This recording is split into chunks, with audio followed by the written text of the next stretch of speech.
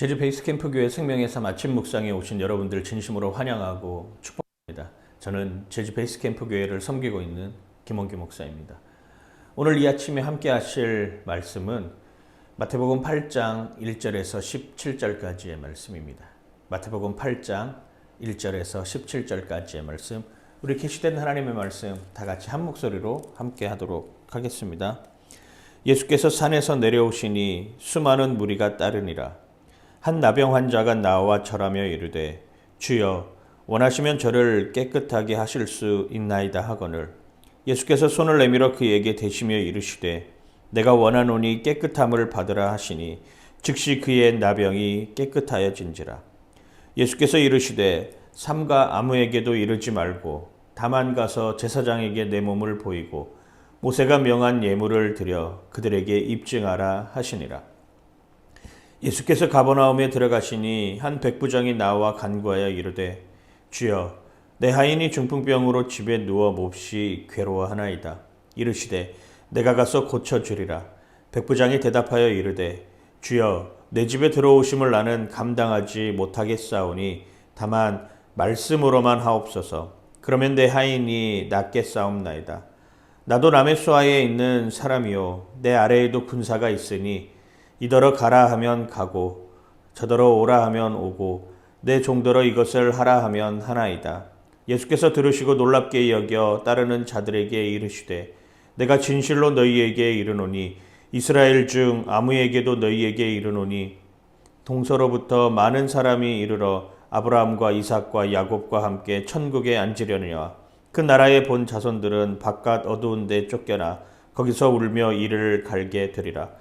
예수께서 백부장에게 이르시되 가라 내 믿음대로 될지어다 하시니 그 즉시 하인이 나으니라. 예수께서 베드로의 집에 들어가사 그의 장모가 열병으로 앓아 누운 것을 보시고 그의 손을 만지시니 열병이 떠나가고 여인이 일어나서 예수께 수종들리라.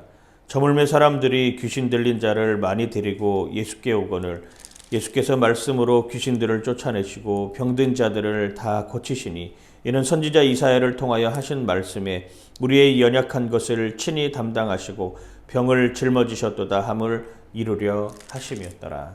아멘. 예수님은 산상수훈을 통하여서 수많은 사람들에게 메시지를 전했습니다. 그 메시지를 듣고 사람들은 환호하기 시작하였죠. 마태복음 7장 28절 29절 말씀을 보면 이렇게 표현하죠. 예수께서 이 말씀을 마치심에 무리들이 크게 가르치심에 놀라니 이는 그 가르치시는 것이 권위 있는 자와 같고 그들의 서기관들과 같지 아니함이로라. 새로운 트렌드를 만들어내는 것입니다.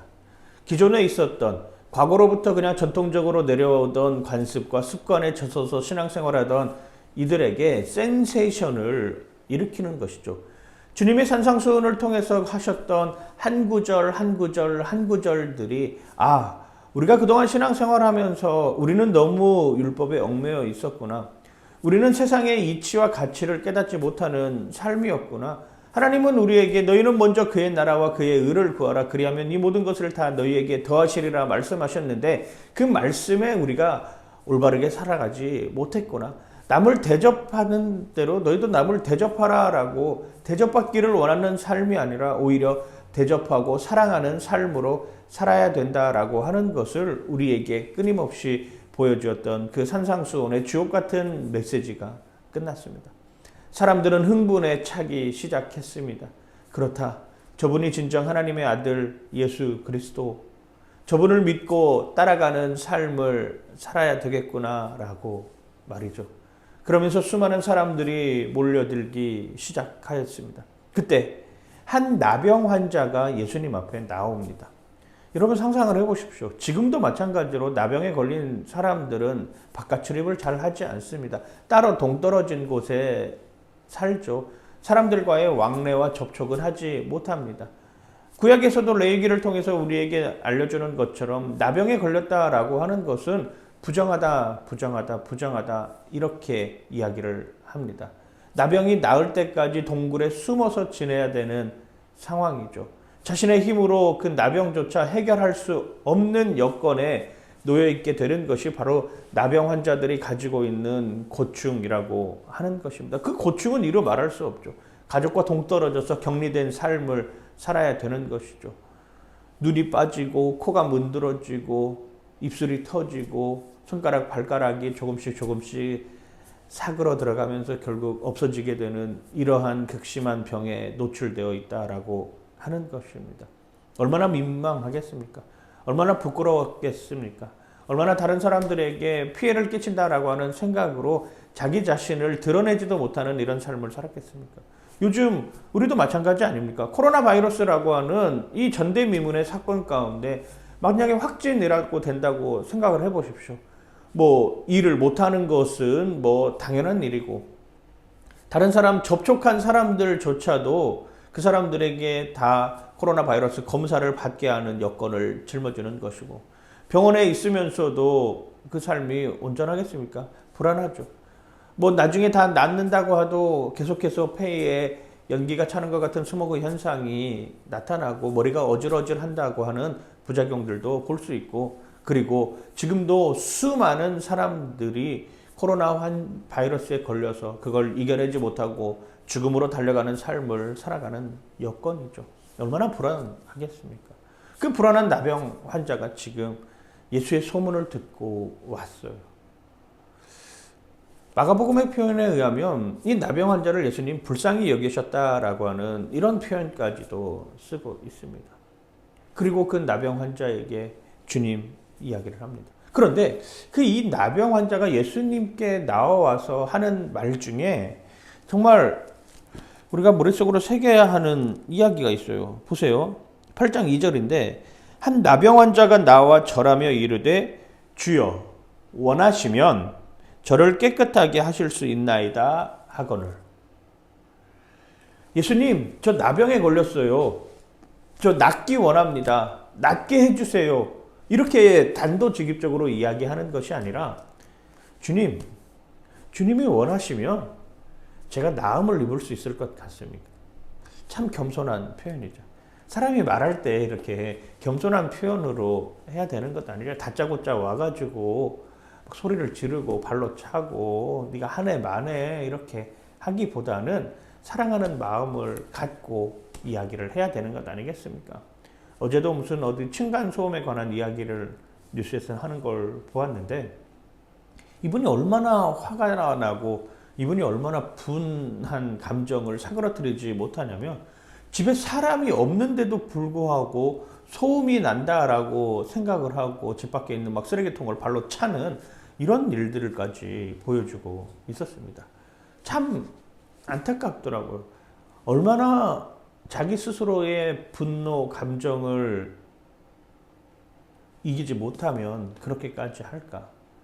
다짜고짜 예수님께 와가지고 자기가 정말 중요하다고 여겨지는 그 모습이라고 하면 그 모습조차도 내려놓을 수 있는 이런 여건들이 있어야 되는 것 아니겠어요? 나병 환자가 예수님의 발 앞에 오기까지 목숨 걸고 오는 것입니다. 왜? 주변 사람들이 아무도 이 사람에게 동조해주지 않기 때문이죠. 정말 목숨 걸고 나오는 거예요. 그러면 내 뜻을 관철시키기 위해서라도 정말 내가 할 수 있는 어필을 하는 것이 인간이 가지고 있는 본성 아닙니까? 주님 살려주십시오. 그냥 다짜고짜 와서 바지끄댕이 다 잡고 살려달라고 애원할 수 있지만 이 나병 환자는 그렇게 하지 않았다라고 하는 것이잖아요. 주님이 원하시면 저를 낫게 하실 수 있겠습니다. 주님이 말씀하시면 제가 나음을 입을 수 있을 것입니다. 주님이 함께 하시면 제가 새로운 삶을 살 수 있을 것이 같습니다. 제 뜻에 있는 것이 아니라 주님의 뜻이 있습니다. 겟세마네 동산에서 예수님이 하나님 아버지께 기도할 때 바로 이 기도의 내용을 드렸던 것 아닙니까?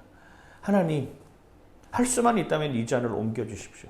그러나 내 뜻이 아닌 하나님의 뜻이기에 하나님의 뜻이 어디에 있는지 분별하게 하여 주시고 그 하나님의 뜻을 쫓아 살아가는 삶으로 제가 하나님께 온전히 서겠습니다라고 하는 그 기도가 바로 이 기도죠. 주님은 원하시면 제가 이 병이 낫기를 원합니다.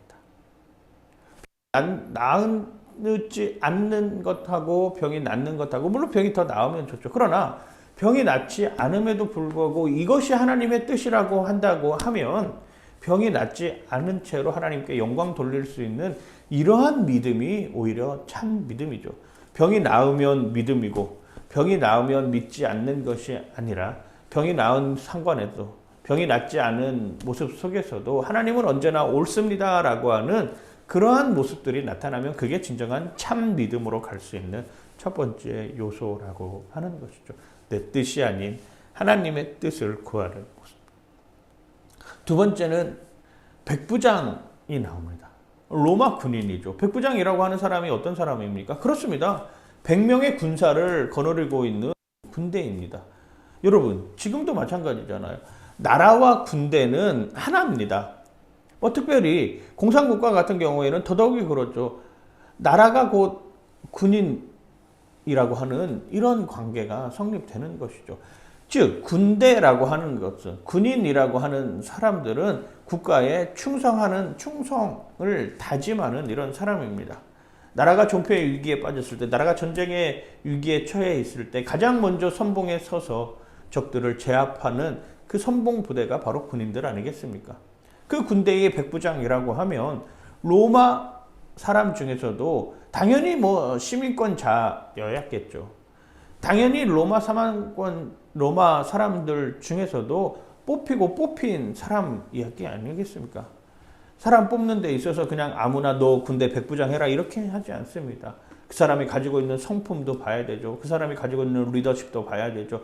그 사람이 가지고 있는 성향도 봐야 되죠. 그 사람이 가지고 있는 어떤 종교성도 보기도 하죠. 그 사람이 어떤 사고방식을 가지고 있고 어떤 생각을 가지고 있는지, 그리고 나라에 충성하는 삶을 살고 있는지, 이런 종합적인 것들을 다 보고 소대장이든 대대장이든 중대장이든 시키는 것 아니겠습니까? 백부장 정도 하면은 한 대대의 대대장 정도, 중대장 정도의 역할을 감당할 수 있는 사람 아닙니까? 그럼 로마라고 하는 이 나라와 자신의 속해 있는 예수 그리스도를 향한 어떤 믿음, 예수 그리스도를 향한 마음 사이에 괴리감이 있을 수밖에 없는 사람입니다. 이방인입니다. 유대인도 아니잖아요. 로마에 소속돼 있는 그 말 그대로 지배자잖아요. 지배자. 말하자면 우리 쉽게 이야기하면 이거죠. 한 사람이 조선에 나타났는데 일본군 헌병이 대장이 와가지고 그 조선 사람한테 무릎을 꿇고 조아리면서 제 종이 아픈데 좀 고쳐주십시오. 이렇게 이야기하는 거랑 똑같죠. 이건 일본 사람들 보기에도 탐탁지 않은 모습이고, 이 사람이 정말로 진정으로 그렇게 나오는 것인지, 진정한 믿음을 가지고 나오는 것인지, 그걸 받아들이는 사람 입장에서도 탐탁지 않은 모습입니다. 근데 주님 뭐라고 이야기를 하면 내가 가서 고쳐주리라. 예수님 직접 가셔가지고 고쳐주겠다라고 이야기를 하고 있는 것입니다. 이 백부장의 이야기를 듣고 예수님의 행동, 액션을 취하는 것이죠. 그런데 백부장이 뭐라고 이야기를 하냐면, 주님, 당신이 제 집에 오는 것 감당하지 못하겠습니다. 당신은 랍비고 선생이고 당신 능력을 가진 사람인 거 압니다.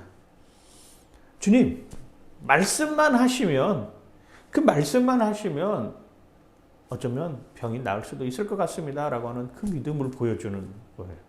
대단한 믿음이죠. 주님, 저희 집에 오는 것, 제가 아무리 백부장이긴 하지만 제가 제 믿음으로, 제 역량으로, 제 깜냥으로는 감당이 안 됩니다. 주님, 그냥 말씀만 하여 주시옵소서.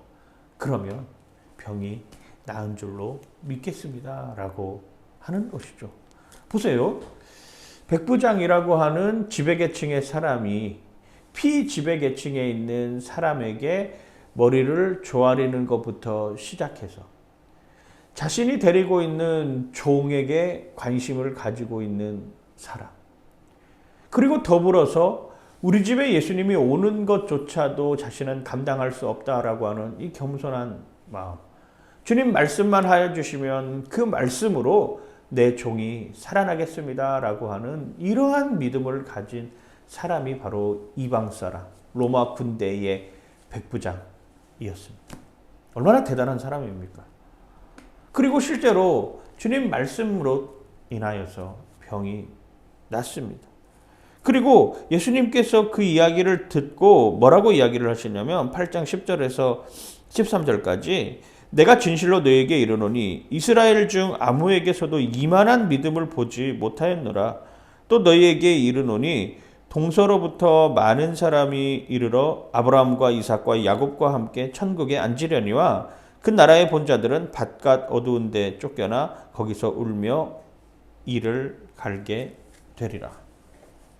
이스라엘 백성 중에 이만한 믿음을 본 사람이 없다라고 예수님 극찬을 해주십니다. 정말 어떻게 이 사람 같은 여건이 사람이 나왔는지 알 수 없다라고 하는 이런 놀라움에 정말로 최고의 찬사를 보내주고 있는 것이죠. 백부장이 우리 이런 믿음 사모하고 있는 것 아닙니까? 예수님께서 야 원규야 너 이만한 믿음 본 적이 없다. 와 감당이 안 될 것 같아요. 감당이 안 될 것 같은 그런 모습입니다. 백부장에게 그런 모습을 보여주는 것이죠. 그리고 13절에 가라 내 믿음대로 될지어다 하시니 그 즉시 그 하인이 나으니라. 나병 환자가 가지고 있었던 생각은 무엇이요? 주님의 뜻이라면 제가 병 낫기를 원합니다.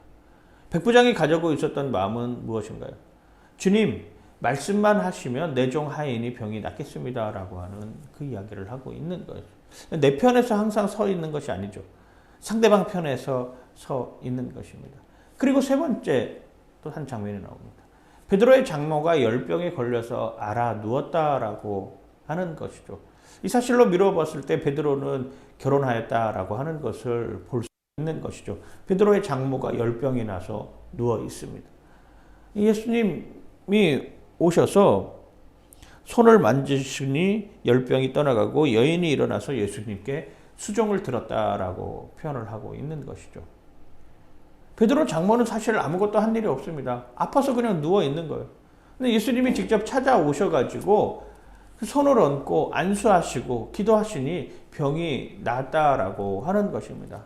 그런데 그 병이 낫고 나서 이 여인이 어떤 액션을 취하냐면 수종을 들었다라고 하는 것이죠. 자기의 믿음의 표를 했다라고 하는 것입니다. 예수 그리스도 앞에 내가 이제는 고침받은 모습으로 다시 거듭나겠습니다라고 하는 다짐을 받게 되는 것이죠. 그 후에 예수님은 귀신 들린 사람들도 고쳐주는 것이죠. 세상에는 수많은 사람들이 치유받기를 원하고 회복되기를 원하고 병이 낫기를 원합니다. 그런데 그 병이 낫는 이유가 뭘까요? 나병 환자를 고쳐주셨던 예수님의 모습은 어떤 모습일까? 백부장 하인을 고쳐주셨던 그 예수님의 모습은 어떤 모습이셨을까요?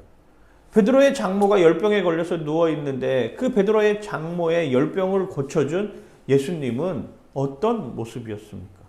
그 귀신 들린 사람을 고쳐주신 예수님의 모습은 어떤 모습입니까? 오늘 말씀의 사실 핵심 구절은 8장 17절 말씀입니다.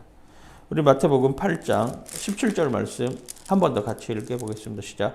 이는 선지자 이사야를 통하여 하신 말씀에 우리의 연약한 것을 친히 담당하시고 병을 짊어지셨도다 함을 이루려 함이더라 라고 이렇게 표현을 하고 있습니다.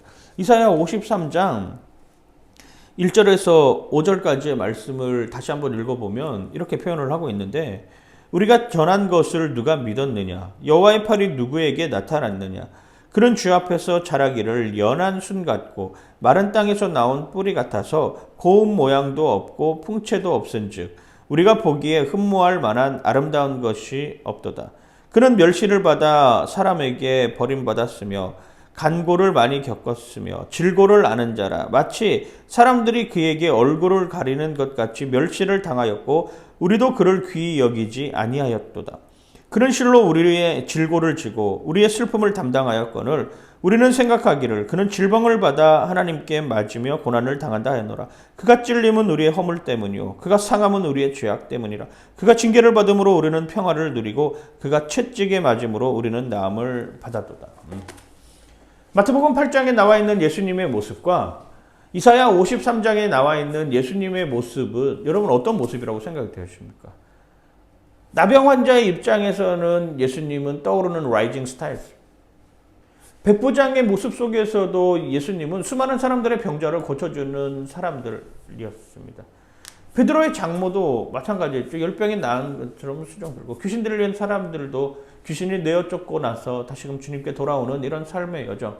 말 그대로 예수님의 모습은 정말 떠오르는 스타 같은 이런 모습입니다. 그런데 이사야 53장에 나오는 예수님의 모습은 어떤 모습인가요? 그가 찔림은 우리의 허물 때문이야. 그가 상함은 우리의 죄악 때문이나 그가 채찍에 맞음으로 우리가 나음을 입었다라고 표현하는 정말 처절한 종의 모습을 우리에게 보여주고 있는 것이죠. 그렇습니다.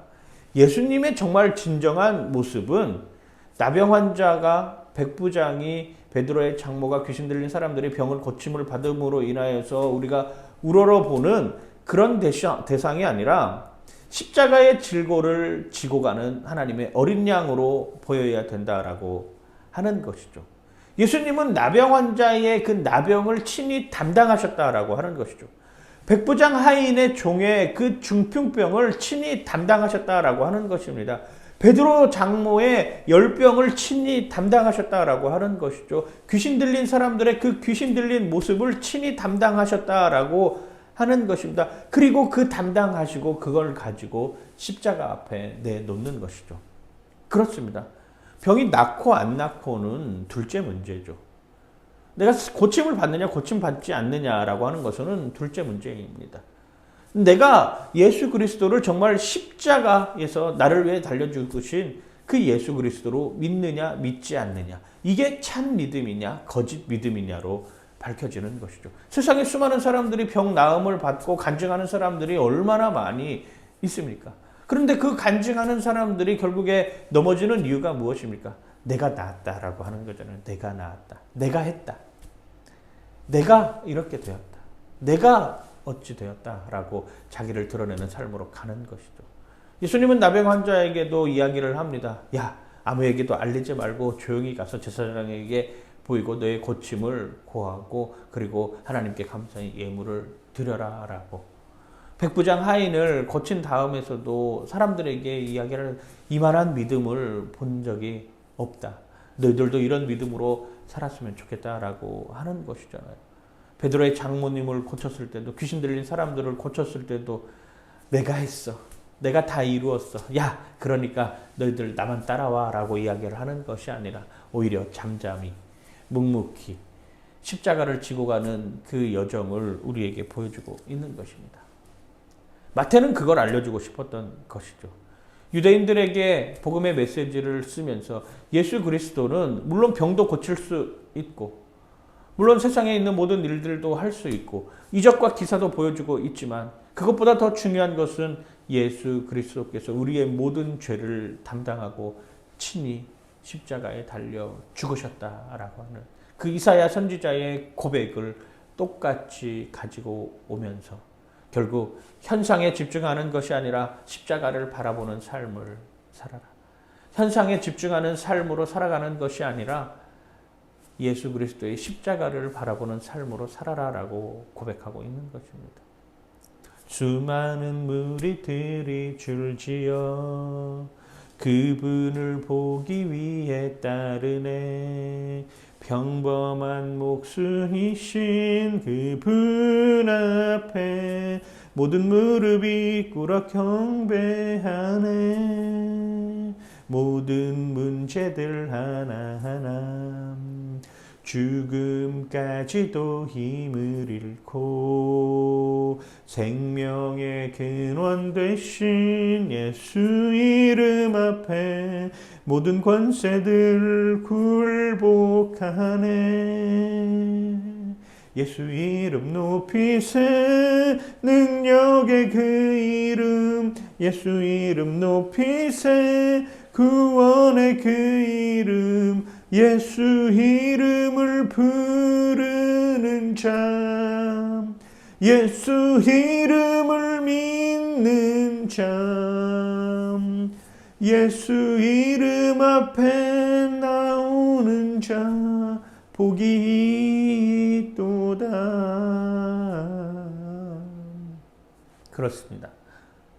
병이 나은 것이 복이 아니라, 고침받은 것이 복이 아니라 예수 이름 앞에 나오는 것이 복임을 기억하는 여러분들 되시길 주님의 이름으로 간절히 축원하고 축복합니다. 하나님, 병고침 받을 수 있습니다. 나을 수도 있습니다. 다시 회복할 수 있습니다. 그 모습으로 섬길 수도 있습니다. 그러나 그 여건 가운데 예수 그리스도가 십자가를 지시고 나의 모든 죄를 사하여 주셨다라고 하는 그 참 믿음의 삶으로 살아가게 하여 주시옵소서. 이제는 우리 주 예수 그리스도의 은혜와 하나님 아버지의 무한하신 사랑과 성령의 교통하심이 오늘도 회복되고 나음을 입고 그리고 더불어 예수 그리스도의 십자가 앞에 온전히 서 있기를 소망하는 우리 사랑하는 베이스캠프 또한 영상으로 함께 예배드리는 이 땅의 모든 그리스도인들 머리 위에 이제로부터 영원토록 함께 하시기를 간절히 축원하옵나이다. 아멘.